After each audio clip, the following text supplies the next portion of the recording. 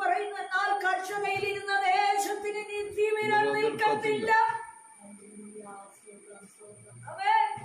കർഷക ഇല്ലെന്ന് ദൈവം പറഞ്ഞിട്ടില്ല, വേദനിപ്പിക്കത്തില്ല എന്ന് ദൈവം പറഞ്ഞിട്ടില്ല, ശൂന്യത വിടത്തില്ല എന്ന് ദൈവം പറഞ്ഞിട്ടില്ല, കടഭാരം വരത്തില്ലെന്ന് പറഞ്ഞിട്ടില്ല, ഇന്ന് ഏൽക്കത്തില്ലെന്ന് പറഞ്ഞിട്ടില്ല, രോഗം വരത്തില്ലെന്ന് ദൈവം പറഞ്ഞിട്ടില്ല.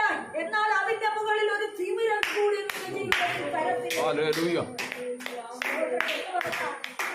കവർ ചെയ്യുവാൻ, അതിജീവിക്കുവാൻ, അല്ലെങ്കിൽ അവൻ ഈ വ്യസനത്തെ, അവൻ ഈ രോഗത്തെ, ഈ നിന്ദയെ, ഈ എതിരിനെ, ഈ ശൂന്യതയെ അതിജീവിക്കുവാൻ പറ്റത്തില്ല എന്ന് നീ ഐക്യം പിടിക്കണമെന്ന്. നീ ആശ്രയിക്കുന്ന ഒരുവൻ കടലിൽ നിന്നെ തള്ളിയിടുന്ന ദൈവമല്ല.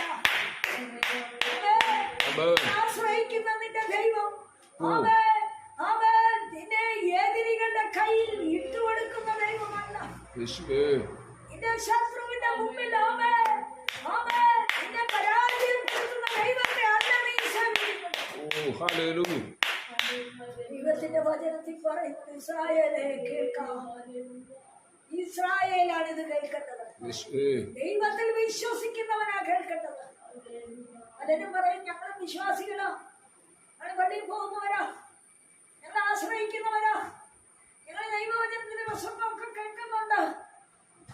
ഉണ്ടെന്ന് എല്ലാം ചെയ്യുന്നുണ്ട്. പക്ഷേ ദൈവം ഇസ്രായേലാക്കിയത് ആരെയാ?